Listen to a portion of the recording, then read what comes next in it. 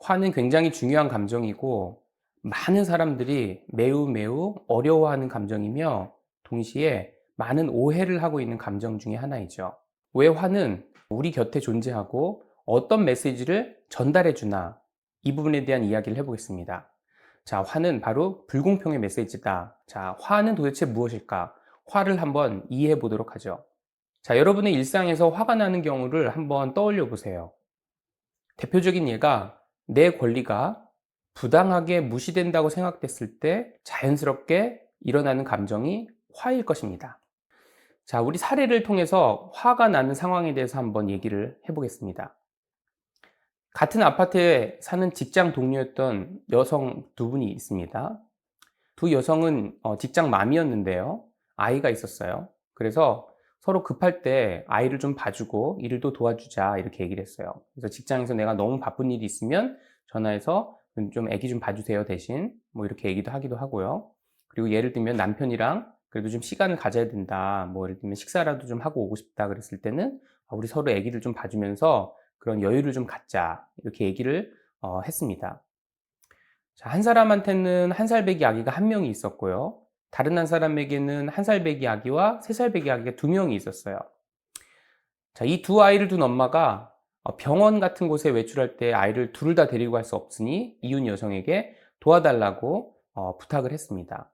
아무래도 한 명의 아이가 있는 엄마보다 두 명의 아이가 있는 엄마의 부탁이 잦아졌을 거예요.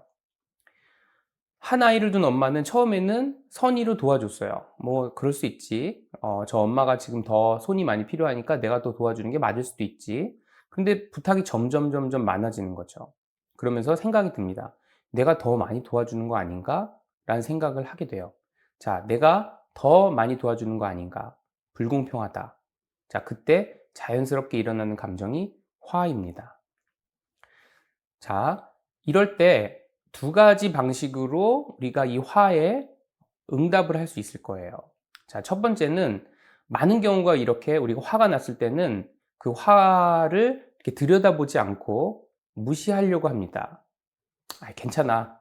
깊게 생각하지 말자. 이렇게 생각해요.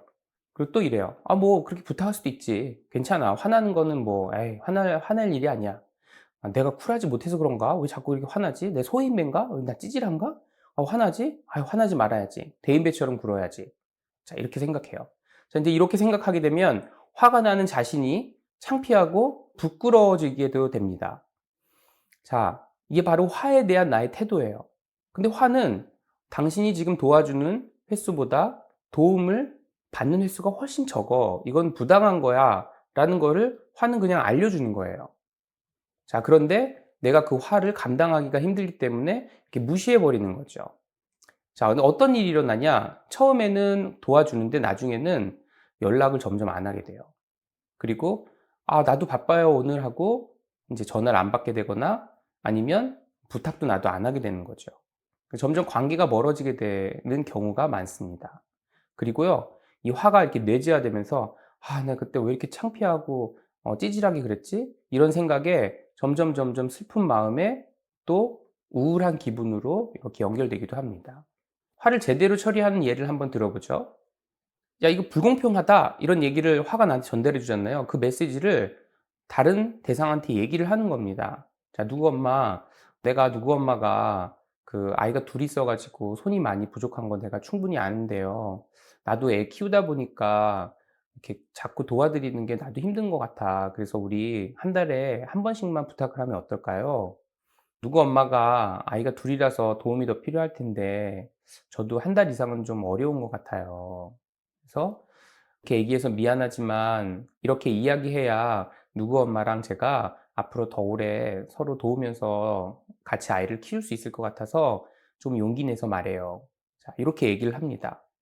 자, 이렇게 얘기를 할 때 내가 누구 엄마를 비난하거나 누구 엄마를 깎아내리거나 목소리를 높이거나 폭력적으로 하거나 이러지 않았죠. 하지만 화가 전달해주는 메시지를 상대방이 전달해 준 거예요. 자, 이렇게 의사소통을 하면 사실은 그 상대방이 내가 한 게 저분한테는 너무 부담이 됐었구나라는 메시지가 갑니다. 그 상대가 미안한 마음이 들어요. 그리고 그 사람도 그 행동을 고치려고 노력을 할 거고요. 그리고 서로 간에 도와주는 횟수를 정했기 때문에 만약에 이걸 서로 간에 존중해 준다, 계속해서 존중해 준다 그러면 두 사람에게 관계도 회복되고 더 공정한 방식으로 서로에게 도움을 받을 수 있는 어떤 문제 해결을 할 수 있게 되는 거죠. 화는 대부분 불공평하고 부당하고 위험을 경계하는 상황에서 나타나죠.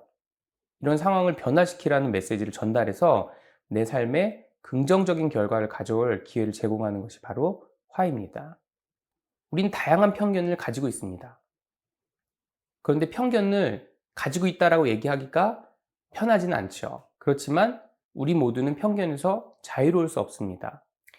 자, 이 편견이라는 거는 나쁜 것은 아닙니다. 왜냐하면 우리가 삶을 살아갈 때에 우리 환경에 제한된 자원만 있다. 그런데 생각보다 사람들이 많다. 그러면 사람들은 자연스럽게 자기가 속한 그룹의 사람과 자기가 속하지 않은 그룹의 사람을 분리하고요.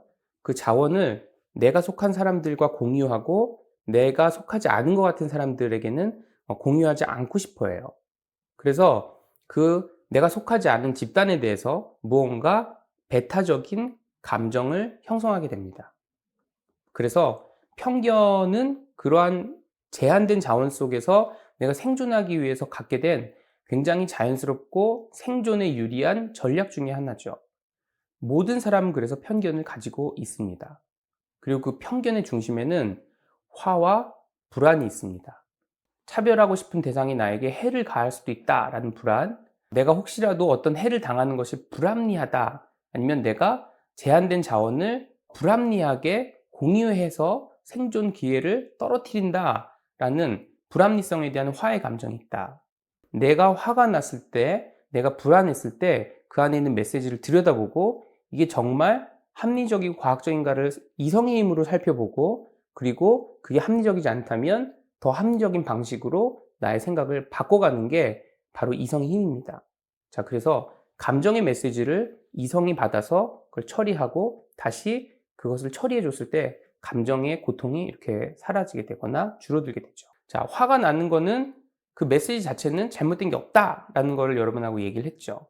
그런데 화를 내가 표현하는 게 과연 사람들하고 어울려 사는데 진짜 도움이 될까?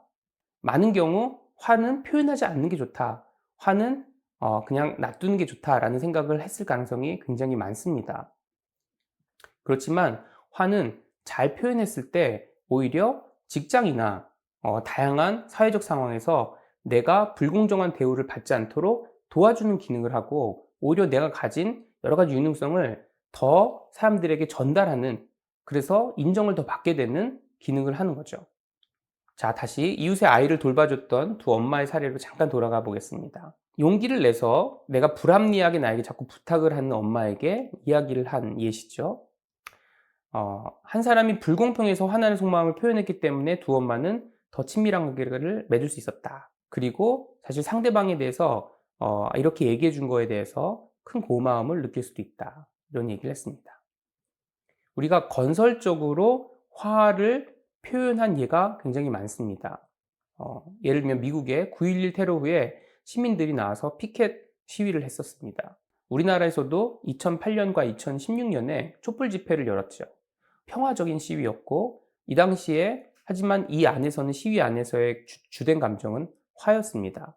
우리가 불공정하게 보호받고 있다, 대우받고 있다는 것을 건설적으로 얘기를 했고요. 여러분, 이러한 평화적 시위의 결과는 긍정적인 결과로 이어졌죠. 자, 그리고 화를 이렇게 무시하거나 참고 있을 때, 화가 전하는 메시지를 잘못 이해하거나 화가 전하는 메시지를 내가 무시했을 때는 어떤 질병이 우리에게 나타날 수 있냐면, 대표적인 질병이 바로 심혈관 관련 질환입니다. 화를 내가 그럼 표현한다. 그런데 화를 폭력적으로 표현한 경우가 있어요. 폭발을 하는 거죠. 자, 그랬을 때도 심장병을 앓을 비율이 굉장히 높다라는 거예요. 화를 폭발적으로 표현하는 것도 화를 잘못 다룬 예 중에 하나입니다.